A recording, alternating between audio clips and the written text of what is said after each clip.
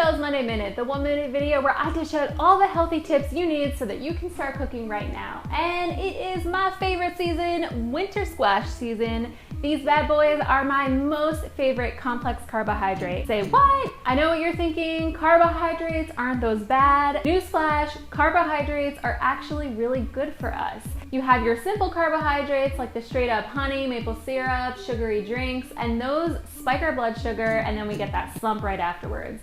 Then you have your complex carbohydrates, which are basically whole foods, things like leafy greens, sweet potatoes, winter squash. And when we eat those, there's so much fiber and vitamins in there that it takes our bodies a little bit longer to break down, and it actually maintains our blood sugar. Our body turns both the simple and complex carbohydrates into sugar inside of our bodies and uses that as energy, but the difference is exactly how that happens, and you want to go complex carb all the way. You got the famous varieties like pumpkin, that's right, that is a winter squash. You also have butternut, I'm sure you've all had butternut squash soup. You have kabocha, which is an Asian variety, or acorn. Spaghetti squash is making a comeback right now. My newly discovered favorite is honey nut squash.